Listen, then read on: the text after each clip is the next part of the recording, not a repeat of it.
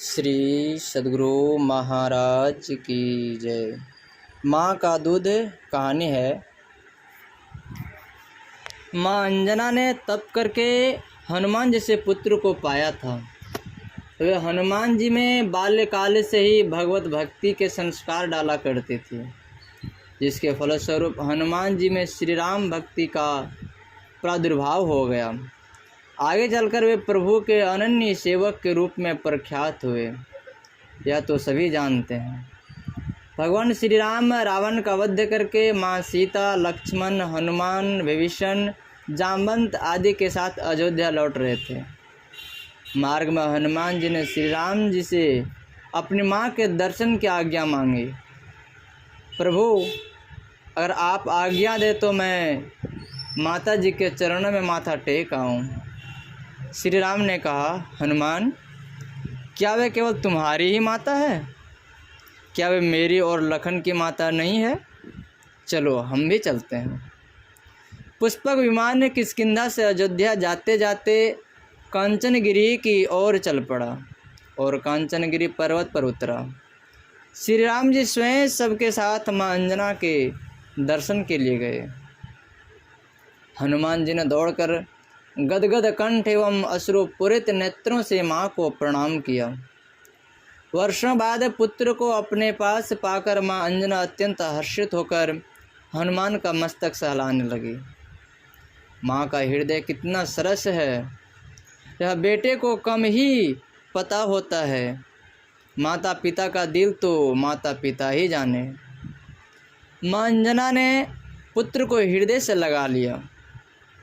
हनुमान जी ने माँ को अपने साथ आए लोगों का परिचय दिया कि माँ, ये श्री रामचंद्र जी हैं, ये माँ सीता जी हैं और ये लखन भैया हैं, ये जामवंत जी हैं, आदि आदि। भगवान श्री राम को देखकर माँ अंजना उन्हें प्रणाम करने जा रही थी कि श्री राम ने कहा, माँ, मैं दशरथ पुत्र राम आपको प्रणाम करता हूँ। माँ सीता व लक्ष्मण सहित बाकी के सब लोगों ने भी उनको प्रणाम किया। माँ अंजना का हृदय भर आया। उन्होंने गदगद कंठ एवं सजल नेत्रों से हनुमान जी से कहा, बेटा हनुमान, आज मेरा जन्म सफल हुआ, मेरा माँ कहलाना सफल हुआ, मेरा दूध तूने सार्थक किया। बेटा, लोग कहते हैं कि माँ के ऋण से बेटा कभी ओऋण नहीं हो सकता, लेकिन मेरे हनुमान, तू मेरे ऋण से ओऋण हो गया। तू तो मुझ माँ कहता ही है, तू तो मुझे माँ कहता ही है, किंतु आज मर्यादा पुरुषोत्तम श्री राम ने भी मुझे माँ कहा है। अब मैं केवल तुम्हारी ही माँ नहीं, बल्कि श्री राम, लखन, शत्रुघ्न और भरत की भी माँ हो गई। इन असंख्य पराक्रमी वानर भालुओं की भी माँ हो गई। मेरी कोख सार्थक हो गई। पुत्र हो तो तेरे जैसा हो, जिसने अपना सर्वस्व भगवान के चरणों में समर्पित कर दिया और जिसके कारण स्वयं प्रभु ने मेरे यहाँ पधार कर मुझे कृतार्थ किया। हनुमान जी ने फिर से अपनी माँ के श्री चरणों में माथा टेका और हाथ जोड़ते हुए कहा, माँ, प्रभु जी का राज्याभिषेक होने वाला था, परंतु मंथरा ने कैकेयी को उल्टी सलाह दी, जिससे प्रभु जी को 14 वर्षों का वनवास एवं भरत को राजगद्दी मिली। राजगद्दी अस्वीकार करके भरत जी उसे श्री राम जी को लौटाने के लिए आए, लेकिन पिता के मनोरथ को सिद्ध करने के भाव से प्रभु अयोध्या वापस न लौटे। माँ, दुष्ट रावण की बहन शूर्पणखा प्रभु जी से विवाह के लिए आग्रह करने लगी, किंतु प्रभु जी उसकी बातों में ना आए।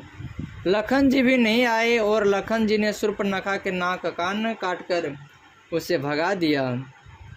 अपनी बहन के अपमान का बदला लेने के लिए दुष्ट रावण ब्राह्मण का रूप लेकर माँ सीता को हर कर ले गया।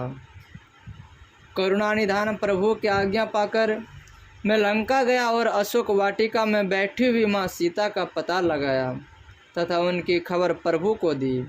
फिर प्रभु ने समुद्र पर पुल बनवाया और वानर भालुओं को साथ लेकर राक्षसों से भयानक संग्राम किया। मेघनाद, कुंभकर्ण, तथा रावण जैसे दुष्ट राक्षसों का वध किया और विभीषण को लंका का राज्य देकर प्रभु माँ सीता एवं लखन के साथ अयोध्या पधार रहे हैं। अचानक माँ अंजना कोपायमान हो उठी। उन्होंने हनुमान को धक्का मार दिया और क्रोध सहित कहा, हट जा मेरी गोद से, तूने व्यर्थ ही मेरे कोख से जन्म लिया। मैंने तुझे व्यर्थ ही अपना दूध पिलाया, तूने मेरे दूध को लजाया है। तू मुझे मुँह दिखाने क्यों आया? श्री राम लखन भैया सहित अन्य लोग भी आश्चर्यचकित हो उठे कि माँ को अचानक क्या हो गया। वे सहसा कुपित क्यों हो उठी? अभी अभी ही तो कह रही थी कि मेरे पुत्र के कारण मेरी कोख पावन हो गई, इसके कारण मुझे प्रभु के दर्शन हो गए, और सहसा इन्हें क्या हो गया जो कहने लगे कि तूने मेरा दूध लजाया है। हनुमान जी हाथ जोड़े चुपचाप माता की ओर देख रहे थे। सर्वतीर्थमयी माता, सर्वदेवमयो पिता, माता सब तीर्थों की प्रतिनिधि है। माता भले बेटे को जरा रोक टोक दे, लेकिन बेटे को चाहिए कि नतमस्तक होकर माँ के कड़वे वचन भी सुन ले। हनुमान जी के जीवन में यह शिक्षा अगर आज के बेटे बेटियां ले ले तो वे कितने महान हो सकते हैं। माँ की इतनी बातें सुनते हुए भी हनुमान जी नतमस्तक हैं।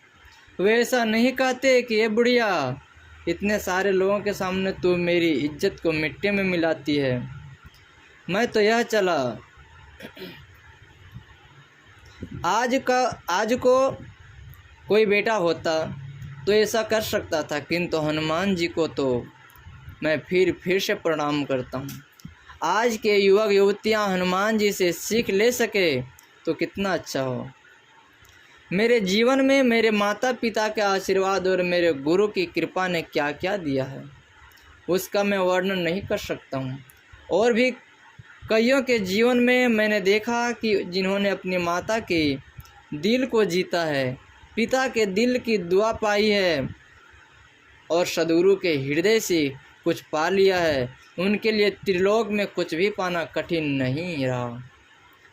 सद्गुरु के भक्त तथा माता पिता के भक्त स्वर्ग के सुख को भी तुच्छ मानकर परमात्मा साक्षात्कार की योग्यता पा लेते हैं। माँ अंजना कहे जा रही थी, तुझे और तेरे बल पराक्रम को धिक्कार है। तू मेरा पुत्र कहलाने के लायक ही नहीं है। मेरा दूध पीने वाले पुत्र ने प्रभु को श्रम दिया। अरे रावण को लंका सहित समुद्र में डालने में तू समर्थ था, सारी लंका को चूर चूर करने में तू समर्थ था, और माँ सीता को आदर सहित प्रभु चरणों में लाने में तू समर्थ था। तेरे जीवित रहते हुए भी परम प्रभु को सेतु बंधन और राक्षसों से युद्ध करने का कष्ट उठाना पड़ा। तूने मेरा दूध लज्जित कर दिया, धिक्कार है तुझे। अब तू मुझे अपना मुंह मत दिखाना। हनुमान जी ने सिर झुकाते हुए कहा, माँ तुम्हारा दूध इस बालक ने नहीं लजाया है।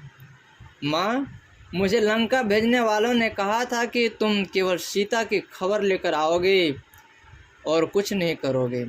अगर मैं इससे अधिक कुछ करता तो प्रभु का लीला कार्य कैसे पूर्ण होता, प्रभु के दर्शन दूसरों को कैसे मिलते। माँ, अगर मैं प्रभु आज्ञा का उल्लंघन करता तो तुम्हारा दूध लजा जाता। मैंने प्रभु की आज्ञा का पालन किया है माँ, मैंने तेरा दूध नहीं लजाया है। तब जामवंत जी ने कहा, माँ क्षमा करें, हनुमान जी सत्य कह रहे हैं। हनुमान जी को आज्ञा थी कि सीता जी की खोज करके आओ। हम लोगों ने इनके सेवा कार्य बांध रखे थे। अगर नहीं बांधते तो प्रभु की दिव्य निगाहों से दैत्यों की मुक्ति कैसे होती, प्रभु के दिव्य कार्य में अन्य वानरों को जुड़ने का अवसर कैसे मिलता, दुष्ट रावण का उद्धार कैसे होता, और प्रभु की निर्मल कीर्ति गा गा कर लोग अपना दिल पावन कैसे करते। माँ, आपका लाल निर्मल नहीं, माँ आपका लाल निर्बल नहीं है, लेकिन प्रभु की अमर गाथा का विस्तार हो और लोग उसे गा गा कर पवित्र हों, इसलिए तुम्हारे पुत्र की सेवा की मर्यादा बंधी हुई थी। श्री राम ने भी कहा, माँ तुम हनुमान की माँ हो और मेरी भी माँ हो। तुम्हारे इस सपूत ने तुम्हारा दूध नहीं ला जाया है। माँ, इसने तो केवल मेरी आज्ञा का पालन किया है, मर्यादा में रहते हुए सेवा की है। समुद्र में जब मैनाक पर्वत हनुमान को विश्राम देने के लिए उभर आया, तब तुम्हारे ही सुत ने कहा था, राम काजो किन्हे बिनु मोहि कहाँ विश्राम। मेरे कार्य को पूरा करने से पूर्व तो इसे विश्राम भी अच्छा नहीं लगता है। माँ, तुम इसे क्षमा कर दो। रघुनाथ जी के वचन सुनकर माता अंजना का क्रोध शांत हुआ। फिर माता ने कहा, अच्छा मेरे पुत्र, मेरे वत्स, मुझे इस बात का पता नहीं था।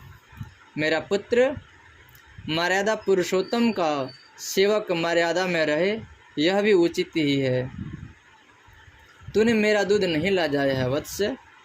इस बीच माँ अंजना ने देख लिया कि लक्ष्मण के चेहरे पर कुछ रेखाएं उभर रही है कि अंजना माँ को इतना गर्व है अपने दूध पर।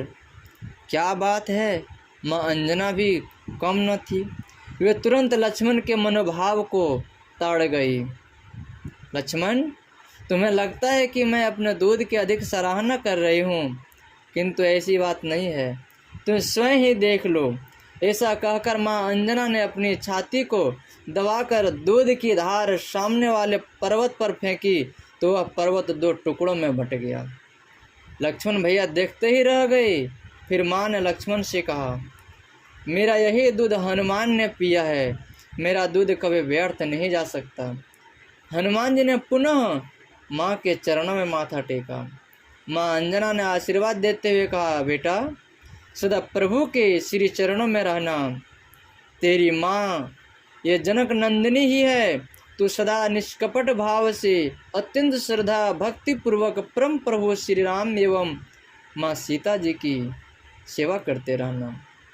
कैसी रही है भारत की नारियाँ, जिन्होंने हनुमान जी जैसे पुत्र को जन्म ही नहीं दिया, बल्कि अपनी शक्ति तथा अपने दिए गए संस्कारों पर भी उनका अटल विश्वास रहा। काश आज की भारतीय माताएं उनसे प्रेरणा पाकर अपने बच्चों में हनुमान जी जैसे उत्तम संस्कार, सदाचार एवं संयम का सिंचन कर सके, तो वह दिन दूर नहीं जिस दिन पूरे विश्व में भारतीय सनातन धर्म और संस्कृति की दिव्य पताका पुनः लहराएगी। श्री सद्गुरु महाराज की जय।